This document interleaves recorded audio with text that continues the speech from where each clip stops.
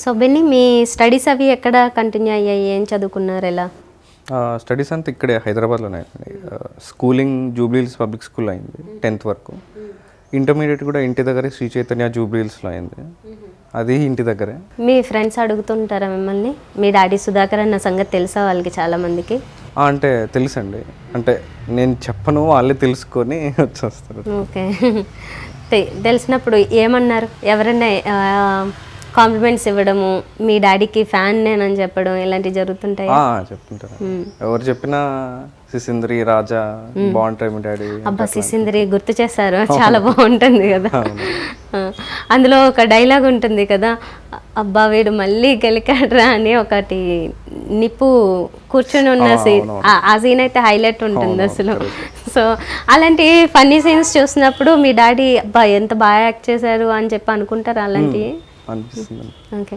ఇంతకీ మీరు ట్రైనింగ్ ఎక్కడ, మీ డాడీ దగ్గర అసలు ఎప్పుడైనా ఏమైనా నేర్చుకోవడానికి ప్రయత్నించారా? అంటే ఈ మధ్య చెప్తున్నారండి, అలా ఉండాలి, స్క్రీన్ మీద అలా కనిపించాలి, కొంచెం లైక్ ఎలా బాడీ లాంగ్వేజ్ ఎలా ఉండాలి అదంతా చెప్తుంటారు, టిప్స్ చెప్తున్నారు. టిప్స్. మీ డాడీని చూసి యాక్టింగ్ మాత్రం ఎప్పుడు నేర్చుకోలేదా? లేదు, ఇప్పటికైతే లేదు. ఓకే, ప్రాక్టికల్గా నేర్చుకోలేదు. ఓకే. సో డాడీకి హెల్త్ బాగాలేనప్పుడు ఎలా అనిపించింది? చూసుకోవాలంతా నాదే బాధ్యత అని అనుకున్నారా? అప్పట్లోనా అంటే అప్పట్లో నేను నేను 10th క్లాస్ ఉన్నాను అవును. సో అప్పుడులో ఎంత లేదు అంత ఆలోచించలేదు, కానీ అప్పుడు అంటే ఆ సిచ్యువేషన్లో న్యూస్ ఛానల్ మొత్తం అదే వచ్చేసరికి, అంటే అందరు చుట్టాలందరూ ఇంట్లో ఉన్నారు, సో కొంచెం రోజు హాస్పిటల్కి వెళ్ళడం అది అంటే అప్పుడు కొంచెం అంటే తెలియదు అనమాట అవుట్కమ్ ఏమవుద్దా అని. సో దానివల్ల ఇంకా మెయిన్ ప్రేయర్స్ అండి, చర్చ్కి వెళ్ళి చర్చ్ వాళ్ళు ప్రేయర్స్ కంటిన్యూస్గా అలా 1 month 40 days తర్వాత రికవర్ అయ్యాక లైక్ ఇంకా హ్యాపీ అనిపించింది, థ్యాంక్ గాడ్ అండి. సుధాకర్ గారు, ఈ ఇండస్ట్రీలో ఉండే వాళ్ళకి చాలా మందికి కొంచెం చెడు అలవాట్లు త్వరగా అలవాటు అయిపోతాయి అని చెప్పి, ఏం లేదు మీకు? కాఫీ ఎక్కువ తాగుతాను, టీ తాగుతాను తప్పితే వేరే బ్యాడ్ హ్యాబిట్స్ లేవు, అంతే కాఫీ టీ. అయితే ఇలా నిజంగా చాలా మంది అంటుంటారు కదా సార్, ఏ చెడు అలవాటు లేని వాళ్ళకి ఒక్కొక్కరికి ఇలాంటి సమస్యలు వస్తూ ఉంటాయని.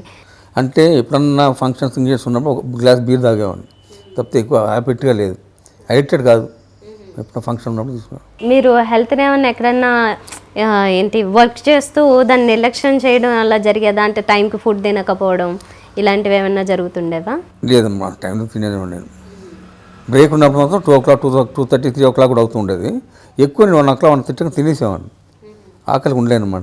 మీకు మీ డాడీ ఏమన్నా చెప్తుంటారా, ఇలా ఉండాలి, ఈ టైంకి తినాలి, ఇలా చదువుకోవాలి, ఏమన్నా రూల్స్ చెప్పడం పెట్టడం చిన్నప్పటి నుంచి అట్లాంటివి జరుగుతుంది? కంటిన్యూస్ చెప్తుంటారు. ఓకే, ఏం చెప్పేవాళ్ళు ఎక్కువగా? మెయిన్ ఎక్కువ స్నానం లేట్ అయినా స్నానం చేయని ఇంకా అంటే అడుగుతుంటారు, తినండి అది చేయండి అంటే స్ట్రిక్ట్గా ఏం పెట్టరు. నేనేమన్నా చేయకపోతే అప్పుడు వెనకబడుతుంటారు అంత, డాడీ మెయిన్. ఓకే. మమ్మీ కూడా, బట్ డాడీ మరి ఇంకా డాడీ స్ట్రిక్ట్ మాట ఇప్పటికి కూడా ఇంకా. అవునా? ఓకే. మరి కొంచెం పెద్దవాళ్ళు అయిపోయారు కదా, ఇప్పుడు తిరిగి చెప్తాం జరుగుతుంటది. మామూలుగా ఎందుకు అన్నిసార్లు ఎందుకు చెప్తానే ఉంటాను అనుకుంటున్నాను. సో ఇప్పుడు మీరు కంప్లీట్ చేసిన డిగ్రీ ఏంటి? నేను మేనేజ్మెంట్ చేశానండి 3 years. సో అది అయిపోయాక ఇప్పుడు కరెంట్లీ అమెజాన్లో చేస్తున్నాను. Okay. Like work from home job చేస్తున్నారు ఆల్రెడీ? ఓకే. అసలు జాబ్ ఇంట్రెస్ట్ ఉందా? లేదండి, చేయాలని చేస్తున్నాను అంతేనా? ఓకే. ఓకే, అది ఒకటి ఉంటే బెటర్ అని, అంతే. ఓకే. మీ డాడీ మీకు మొదటి నుంచి ఏం చెప్పేవాళ్ళు? బాగా చదువుకొని ఉద్యోగం చేయాలి అదంతా ఉండేదా? మంచి బిజినెస్ చేయాలనే వల్ల, ఉద్యోగం చేయాలనే వల్ల?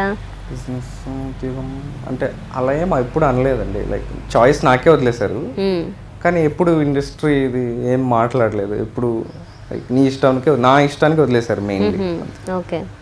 సో సుధాకర్ గారు, ఇప్పుడు చాలా మంది సంపాదిస్తే సరిపోదు, దాన్ని ఎక్కడైనా ఇన్వెస్ట్ చేసి బిజినెస్గా ఏదైనా డెవలప్ చేయాలి, ఇలాంటివన్నీ అనుకోవడం వల్లే కదా అంత బాగా డెవలప్ చేసుకుని బాగా ఆస్తులు సంపాదిస్తున్నారు. బిజినెస్ ఏం చేయలేదు, చేత కదమ్మా, యాక్టివ్గా చేసేవాడిని తప్పితే మీరు బిజినెస్ ఏం చేయలేదు. డైరెక్ట్గా మాట్లాడుతుంటే నాకు మీ వాయిస్, బండ్ల గణేష్ వారి వాయిస్ సేమ్ అలాగే అనిపిస్తుంది. కొద్దిగా ఇంచుమించుగా అలా అనిపిస్తుంది. సో మీ ఇలాగే ఆయన కూడా మంచి కామెడీ పాత్రలు చేశారు. మీకేమనిపించేది ఆయన యాక్టింగ్ అది చూసి? ఫ్రెండ్ వాడు ఫ్రెండ్ అన్నయ్య అంటే తిరిగేవాడు. బాగా గొడవ చేసాను నేను గణేష్ వేసాను. మరి ఆయన ఒక మంచి ప్రొడ్యూసర్, పెద్ద ప్రొడ్యూసర్ అయ్యారు. మీకెప్పుడు సినిమాలు ప్రొడ్యూసర్ నన్ను అడగలేదు, నేను చేయను లేదు. ఓకే. నేను సిక్కే ఉన్నాను కదా మా పెద్ద. ఇప్పుడు ఏమన్నా ఉన్నాయా సార్ మీకు అలాంటి ఆలోచన ఆలోచన? ప్రొడ్యూసింగ్ అలాంటి ఇంట్రెస్ట్ లేవు మీకు అసలు? మీరు కూల్గా ఉంటారు ఎప్పుడు, అంతే కదా, ఏం రిస్క్ పెట్టుకోదలుచుకోరు. ఏది స్ట్రెయిన్ అవ్వదు, ఈజీ గోయింగ్.